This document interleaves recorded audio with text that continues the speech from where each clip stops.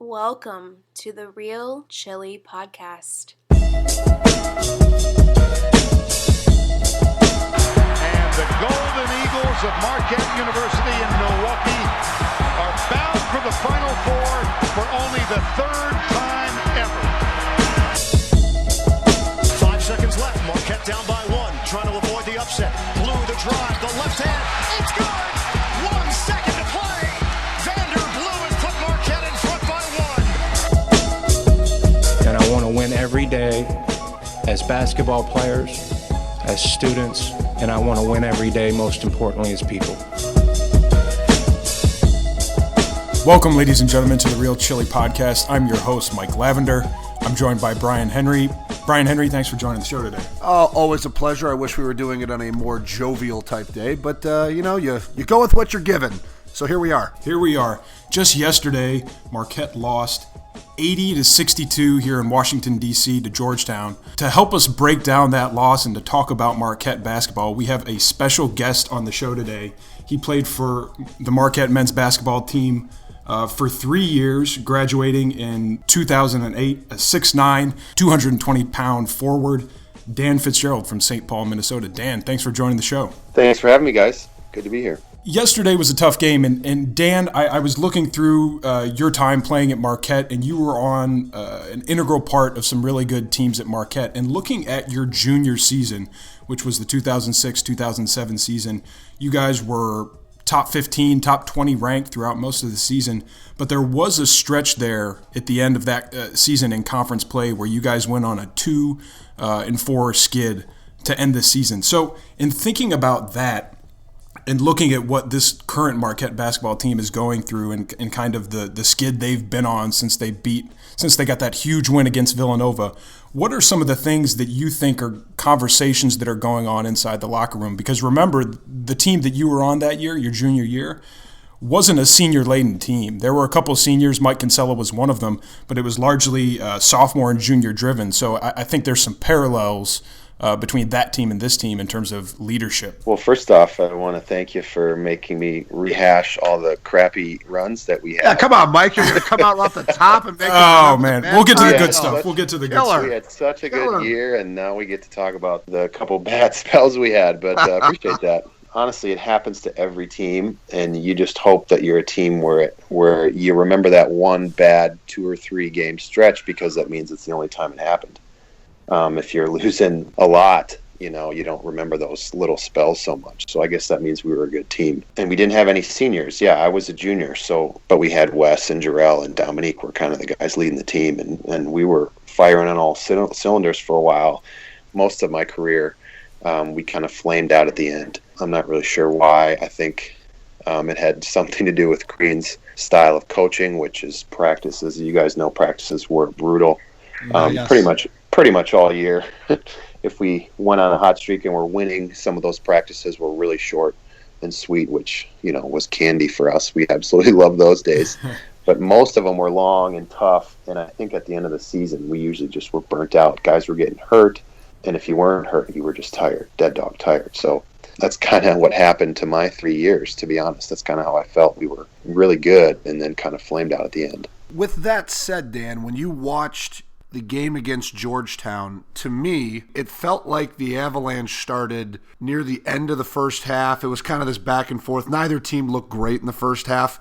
And in about that last 5 minutes, you could feel the tide turn. The brutal offensive rebounds they gave up in the last, 10 seconds off the missed free throws where Georgetown got a bucket off of. It felt like you could feel the energy leave the bench there as they went into halftime. I'm curious if you saw the same thing. Full disclosure, I didn't see the end of the first half. I was in the car, so I was watching on my phone, and then we were leaving, and then we were getting out of the car, but I had the ticker on my phone checking it, and then we cut it to 3, I think it was, and then all of a sudden at halftime we're down 9. Right. And so that was going to be a question for you guys. What the hell happened? To me, that was the most critical portion of the game. Mike and I were talking about it before we hopped on. I think that, not saying that, they lost because of it, but it started the roll downhill that they could never really pull themselves out of, which was tough. So, Dan, when you started watching in the second half, and this was my biggest critique, this is, I think,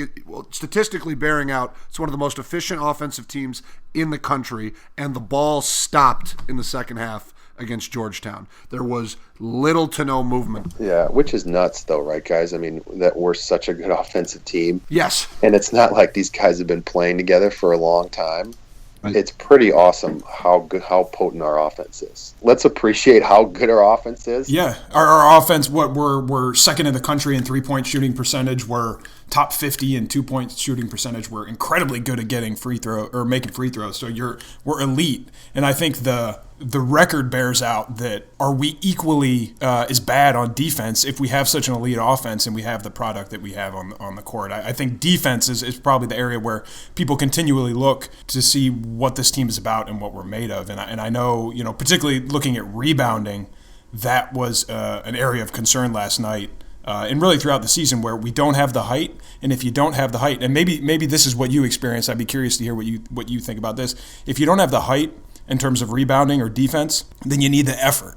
And if you don't have the effort, that leaves you in a tough spot. Right. It was a while ago, but you remember the type of player I was. I was skinny and unathletic, so I had. Come on, Dan, you played above the rim. Don't sell yourself short. Come on now. Any rebound I got was just because I just worked harder. And, playing against guys like Lazar every day in practice who just beat the hell out of me. Guys in the Big East are huge. I mean, they're just huge. And I think the 4 spot is the biggest piece of the rebounding puzzle, I think, in the Big East at least. All these guys are really big. And I love Sam Hauser, but he's just not there. We've talked about this before, Dan. I think that it's an unfair situation for him because he's the best they got right now. So he's got to play. So it's one of those situations where we can sit here and, bang our heads against the wall. Oh, why aren't they better? It's not his fault that he's the best 4 right now, and then they need him to pull down 8 boards. Look at his size. I mean, he was playing in Wisconsin high school basketball next year, and he's trying to block out guys from Seton Hall who are the size of Mack trucks. Like, it's not... It's tough. It's not easy. Yeah, I mean, it was, even as a senior, that was kind of a flashback to me. I'm like, how am I supposed to block out these guys and out-rebound them, at least get as many as they do? It's impossible. And, I think Caton was our leading rebounder with 8 or something like that. Mm-hmm. Yep. And he's not big, but he figured it out. It's just tough. When our front line is Luke and Sam, it just doesn't – we're not going to be a great rebounding team. And I don't think it's fair to blame it all on them. We're just not as big. And Luke's he is who he is. He's been the same kind of guy. He's just not a ferocious type rebounder. We've talked about Luke a lot on this podcast, and I think over the past several games, maybe during this losing streak, he has played with a little more ferocity down low. It's certainly than he was a little bit earlier in the season, and that's fantastic to see.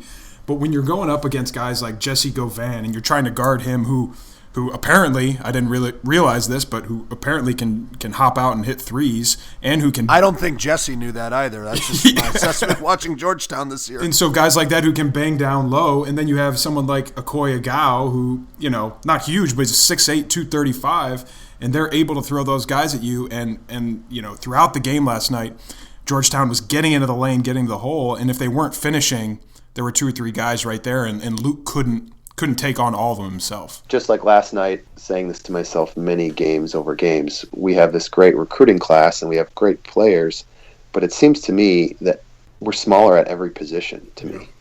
It's just I look at every matchup and a lot of these games, I remember the Michigan game specifically. Oh, that was brutal. It was so evident in that game. Just like Georgetown. Michigan and Georgetown are not, the top teams in the country, and yet in every position they just look bigger. And I'm not sure how that happens. I mean, we have really skilled players, and we have some tall players, but just muscle and girth at every position. It just seemed like we were outmatched, which is not a good feeling. Thinking through the season, you think about Seton Hall and the guys that they can throw at you to rebound. I mean, I think Butler and Villanova might be, and maybe Creighton might be a couple of exceptions. I mean, immensely talented, but not as tall. And it seems like Villanova still hits the glass as well as anybody, though. They do. That's what makes them so impressive. They're able to play small ball, but they can still rebound effectively doing it. Obviously, Marquette always strives to be like Villanova, that's a perfect example. I guess we beat them this year, but yeah, they're a great rebounding team, and they are not big by any means. Yeah, we still can't believe it either, too, Dan, when you bring that up. With all those things said, you know where Georgetown has their strengths and where they're going to be able to hurt us. What's allowed us to be successful this season is how well we've shot the ball and being able to stretch defenses. I thought this was the most telling thing about yesterday's game. This is a team that averages 24 three-point attempts a game. And they, as Mike already pointed out at the top, second best three-point shooting team in the country, statistically speaking. Yesterday they only attempt 14. So they said after the game, Wojo's critique, and I'm curious what you thought, Dan. They switched, obviously. They were switching every screen regardless of position.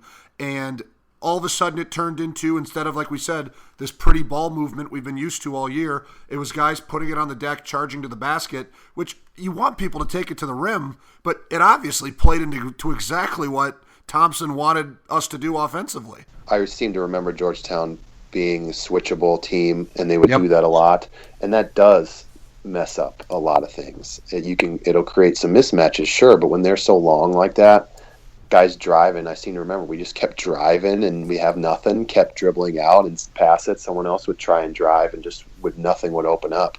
I think that's a great strategy that JT3 had during that game. But that being said, if we're one of the best three-point shooting teams in the country and one of the best offenses, we should be able to figure out how to beat a 4-8 team. Right, and what's crazy to me is this is not the first time someone's tried to do that. And that's where the whole, again, you kind of felt the avalanche of just, negativity coming down on them as they couldn't hit shots, and you saw the body language, continued to drop, heads fell, shoulders fell, because to me, if the Villanova game proved anything, they should believe they're in any basketball game, because they had no business beating Villanova, and in 5 minutes they turned the entire script of the game. Like they can shoot their way back in against anybody, and it felt like with, I don't know, Mike, I'm curious, you were there, with 15 minutes left in the half that they weren't going to get there?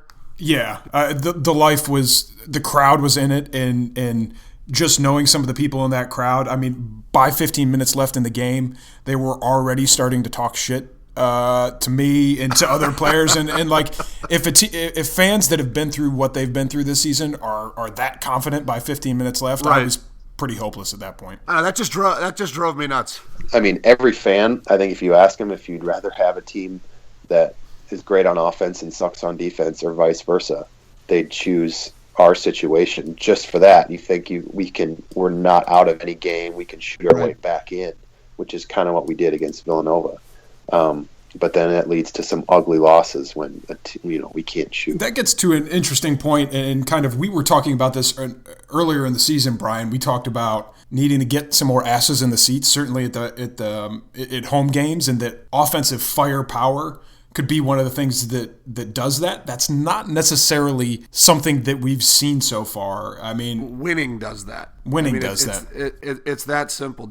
Dan's era was one of the most fantastic, because even though, as fondly as everybody remembers the 03 Final Four, because God knows they pointed out every 15 seconds still.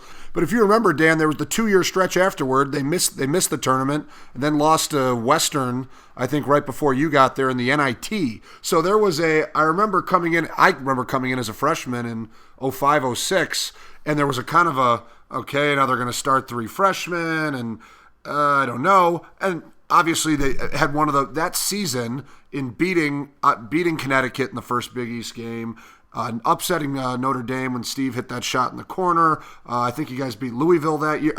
That in itself brought everyone back to the building and led to, I think, 7 years of incredible crowds. But it started, you got to put a little bit of a run together, and this group we're now going on 3-4 seasons of, I don't want to say apathetic, but less than inspiring basketball. I was in Minneapolis when we went to the Final Four. I was watching. I was a fan. I was in high school. And then I went to Tulane. We played them. We were in Conference USA together, and that year was a down year. The year I sat out is when we lost to Western Michigan at home. Right. And I have to imagine that was a low point. That was brutal. Yeah. The fact that I remember it, means that it was pretty brutal. Right. when we started that next year, we came out firing. And one thing I will really give credit to Tom Crean is he understood the power of attendance. He was a great salesman, he was a great marketer, and he knew how important that was, especially going into the Big East. Mm-hmm. I will give him a lot of credit for getting that fan base excited and getting the word out that we're joining the Big East and that we need these fans. And I really think he was a huge part of that. Now, you obviously say when we win, people keep coming. But, I mean, from the jump, people were there. The first Big East game, I mean, it was packed, and obviously we crushed them. Dan, it's not hyperbole. The crowd is worth something. I still remember sitting there. So then it would have been the first year you were eligible. I believe you guys beat Pitt with Carl Krauser and Aaron Gray, and I was still. Was that game day? Or maybe that was the next year.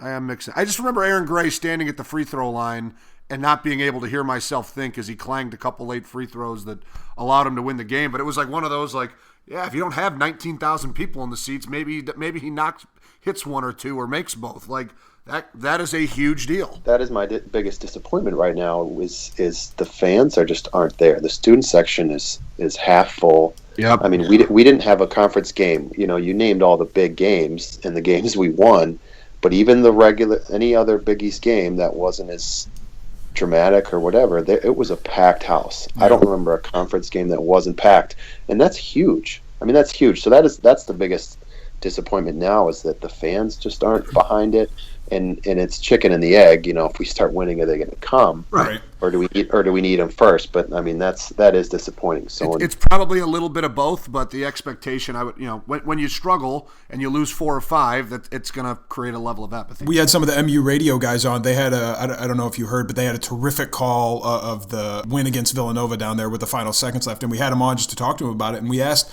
kind of point. Shout out Kellen Buddy, friend of the podcast. There you go, Kellen. And we asked them about the mood on campus after that game and then after the loss at Providence. And they said that a lot of people, after we beat Villanova, were paying attention and talking about Marquette basketball, even on campus, who weren't before. But when you follow that up with a 1-4 run like we have, any momentum that seizes upon just totally dies. Yeah, it's done. And one of my old teammates, I won't say his name. Oh, come on. We're all friends here. No, I'm kidding. I can't do it to him. All right. I was a little upset too, but he said he was mad that we stormed the court. He's like, that's so stupid. I can't believe we stormed the court. And I get where he's coming from, but it is the reality of where we're at. Beating the number 1 team and where we're at right now really garners us court storming. And whether you like it or not, that's kind of where we're at. Mm-hmm. And you take it, and guys on the scores table and just elated. And I don't want to say that's wrong, because I'm thrilled for those guys. I was out on the court too. But I get my buddy's point in that if we were doing much better, would we have stormed the court? I agree. I mean, I kind of have the same take, that it's good for those kids. Like, they deserve it. Like, the image that sticks out in my head is Dwayne Wilson, who had a major role in that game and who's done well in the second half so far. And he was up there on the scorer's table. Like, that's a kid stuck around after Buzz left. He's got a good head on his shoulders. He puts in the work, plays defense, and being asked to come off the bench this year as opposed to starting. Yeah, his production way down, and so that's the kid that I'm happy for. But again, it speaks to where we are right now, and look, Villanova's a terrific team, and if there's anyone that we were going to rush the court against, I'm glad it was them. But points still taken. Yeah, I'm not saying we shouldn't have. I think we should have, but it is telling to kind of where we are. Yeah. Looking back at the game, Dan, something I'm curious for your perspective on, because obviously John's been at Georgetown now for a long time. Kind of give me the ins and outs of what it's like to prepare to play them and their Princeton, the Princeton offense littered with backdoor cuts. Marquette got beat on plenty of them yesterday. What is that like getting ready to defend it? Does it change much principally for you, or is it still same defensive principles that you carry into most games? It's same basic principles, but at least when I was there, we spent a ton of time, not that we didn't on other teams, but just on their actions and what this means when they take a hard plant and stick their hand out on the wing. They're going backdoor and how to defend it. And Crean was very detail oriented, so it was like going through step by step of denying that wing, and then they're going to back cut. So then you first turn your head which way, not towards the ball. You want to watch your man still, so you turn your head towards the man and immediately throw your hand down to block the bounce pass. So, I mean, it was a ton of little details like that when you play against Georgetown that you have to go over and at least ingrained it in our brain. And especially we all knew that we'd go through video, and if we didn't do it right and got killed on a back door, that we'd be in trouble the next day.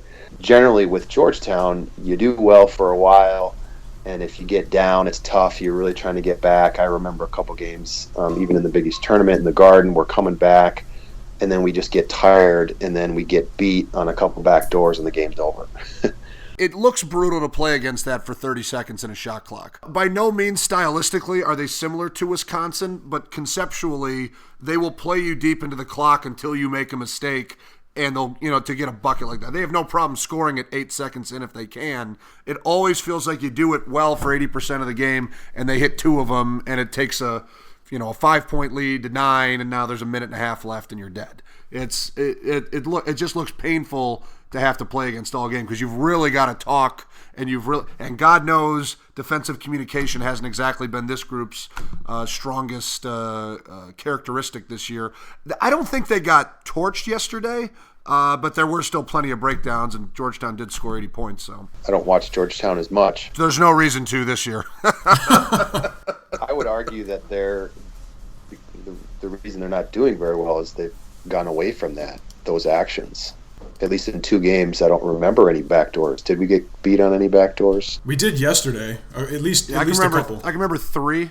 There wasn't many, but I remember 3 off the top of my head. Okay. Well, I mean, they're struggling. I think that's their biggest asset. It's really tough to guard those guys. And now Georgetown players aren't only running that offense, they're also huge. Yeah. So you put those 2 things together, it's really tough to guard. This is just an editorial thing. You played against Georgetown. With how long John has been there, is it possible for a coach, as I think is a pretty darn good basketball coach, where the message can wear thin, even in college where players are cycling through? Because it does seem shocking with the roster of players he's brought in there and the success they've had that they could possibly struggle this much. Like they're supposed to be one of the standard bearers of the conference, and really since the Big East reformed, they've really struggled. I would say that the high school player, it's harder to get high school players nowadays to buy in. This is my opinion. Oh yeah, absolutely. I don't know a lot of high school players now, but it seems like it would be harder nowadays to get high school players to buy into the Georgetown back cut system and not just go for 30 and step backs and all that kind of stuff. I think the high school player nowadays wants to do that and run and gun like Kentucky or whatever. Mm-hmm. I think selling that is getting harder, so maybe that correlates to it a little bit. I think the reason Wisconsin's so good every year is they get their players to buy in, and they may not have all these heralded guys. I think Georgetown can still get some heralded recruits, and I'm not saying Wisconsin can't, but unless we take them from them. Yeah, they're playing the system. They're preaching the system before anything else, and I think that's why Georgetown's and Wisconsin's are so good, is because they get players who buy into it, and they almost recruit to it. So maybe Georgetown, because they can get a higher caliber player, maybe some of these guys, it's harder for them to buy in. Looking back at yesterday's game and then looking forward, Marquette's got an off week before we play Xavier at home on National Marquette Day. Dwayne Wilson had a couple of interesting quotes at the end of the game yesterday, and I'm not going to read them verbatim, but they were along the lines of, this isn't on the coaches anymore. There's nothing more we can learn. This is on players. We need to follow what the coaches are saying. We have to be unselfish. Dan, I know you're not in that locker room right now, and I know you can't answer exactly what's going on, but for a team that's young, where do you think the answers come from in terms of leadership? Where do you think the path forward for this team is in the coming weeks as they try to make the tournament? Oh, that's easy. Well, thank God. Tell us the answer. We'll get it out. We'll share it with everybody. Oh, I have the secret right here. Yeah. I certainly don't know. I know that the coaches have a plan, but I mean, that is tough. The worst thing is for a team right now in the season for it to be falling apart. Yeah. Generally you're hoping that things, you might have some ups and downs, but then hopefully maybe like a Georgetown right now where things are starting to gel and they're starting to figure it out. That's kind of what you want. And so we are doing the opposite right now. And I wish I had an answer for it. I will say that I'm incredibly impressed with Dwayne Wilson's answer and all the things you said about, what happened. He was a buzz guy and he stayed, and he's handled it unbelievably well considering the circumstances. He's really struggled. He went from scoring 30 multiple times, right? And now he's coming off the bench. So I will give him a ton of credit. That answer is very political. He may be in the starting lineup next Saturday, Dan. He might be. Wojo even alluded. He might be. Wojo kind of alluded to it. We got to find more time for him because in a very disappointing game, he was a lone bright spot against Georgetown, in my opinion. He played his butt off. He did, and I'll just say it again, I'm very impressed by how he's handled things. His situation is really tough. A lot of guys would just pack it in. So I wish I had an answer. I really don't. Like I said, this is just when you're hoping guys start to figure it out. Yeah. And losing your identity, when Crean and Buzz teams nationally were known for our identity was those Marquette guys play tough, super tough and super hard. That was our national identity. I'm not really sure what our identity is yet. This is year 3. I think we're still trying to figure that out. What kind of teams, what's our identity going to be? I think year 3 can be pretty telling because that's when that coach has at least 2 or 3 classes of their guys in there, and they've kind of begun to put their print on the program. And so we didn't expect Wojo to have it all figured out this season or that coaching staff. But the fact that there isn't an identity that is at least emerging is concerning. That might be the most concerning. And I will say, I know Wojo a bit. When I was still planning to play overseas, I was working out. I was playing noon ball with them every day. And, the passion is there from Wojo on down. The guys they're really smart young coaches. And I love all the messages they're saying. I think they're doing all the right things. I just think the margin for error, especially in like the Big East, is just paper thin. You win a couple games go your way, and this is a totally different conversation. Right. I think we live in a world of overreaction where absolutely when you're high, when things are great, it's just all our prayers have been answered. And when things go awful, worst case scenario like Georgetown, it's like, oh man, let's blow it up and start over. Yeah. I think that happens way too often. That's why any road win is just huge. Even beating DePaul on the road is huge because you just can't take those for granted. Yeah, we're supposed to beat this team. Well, we're supposed to beat St. John's, and look how that happened. It's just there's so many things, so many factors. Yeah, absolutely. We thoroughly applauded here on this pod when we were able to go 2-0 against DePaul this year, something we weren't able to do last year. And, and right, the margin of error is... Thank God we did not have to do a podcast after a DePaul loss. Oh, thank we God. had 0 downloads. Is what. Thank God. Yeah. I was there. I went to the DePaul game. I hadn't been there in a while. That gym is just amazing. The best venue in amazing is a great word for it. But I remember losing to DePaul in my day, and no game is easy. It's not. So I'm optimistic. I love what Wojo says. I love how he's teaching all these things. But yeah, we just got love conquers everything, and we just got to do it more consistently. I wish anyone had answers. No fan does. Maybe every fan thinks he does, but you just keep plugging away and hope we keep building. Did Dan Fitzgerald just drop a love conquers everything on us? That's special. Oh, that's a great. That might be the exclamation point to the pod. I love it. That's beautiful. That's beautiful. Valentine's Day is coming up. Yeah, absolutely. All right, so before we let you go, Dan, earlier this season, we kind of in our summer recap, we talked about the basketball tournament, the TBT tournament. We know you had an integral role in that on behalf of Marquette. What a fun event. What a great way to bring alumni back together. Could tell us what that experience was like, how it was seeing some of the former players and getting together with them. Call it by its real name, Mike. It was the Joe Chapman Show. It wasn't the TBT tournament. It was the Joe Chapman Show. It was all my coaching to bring to that game. Exactly. It was all me. I'll take full credit for that.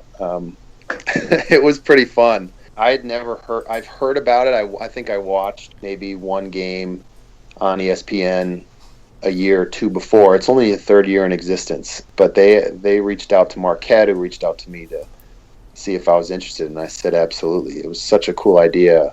And I kept thinking, like, how has no one thought of this? And it was so much fun. So Travis Diener and I kind of started planning, if we were going to do it, could we do it? When? Could we get a training camp on campus? And when could we get players to be available to do that?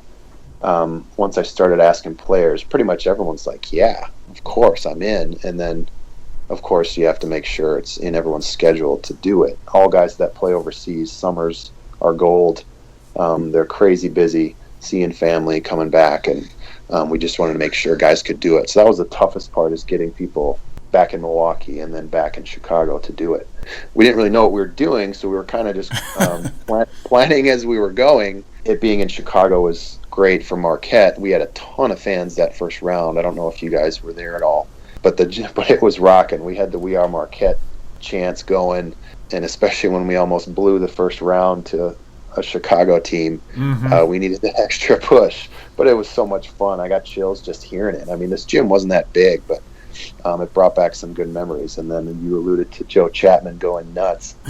He started hitting shots. He had a ton of family. He probably had 20 people there watching him, being from Chicago. And Joe was one of my roommates in college. That was pretty awesome to see him light it up. Looking over the roster with you got guys like, either in a playing or coaching capacity, you, Mo Acker, Dwight Burke, Travis Diener, Joe Chapman, Dwight Bikes, DJO, Devontae, and there's others that Wesley Matthews that I didn't list. So it's fantastic, because no matter where you are in kind of your age bracket of Marquette, there's someone that you watch play while you were there, or there's someone that you recognize. Please tell me there are plans to do this again in the future for the Marquette guys. Absolutely. We have plans to do it again, and most guys are pretty mad that they'll for sure do it again, that we lost. We made a nice run, and the team we lost to, they played. The reason they won is because they play well together. So I think we kind of gave one away there. We had a great shot. Maybe they were better coached, Dan. I mean, I don't know what to say, but maybe they were just slightly. They were. As a general manager, I'll think about bringing Wes and Travis back as coaches. They really let me down. We'll see. Well, you might have to make some managerial decisions there here in the offseason. Yeah, but it was a ton of fun. We're planning to do it again.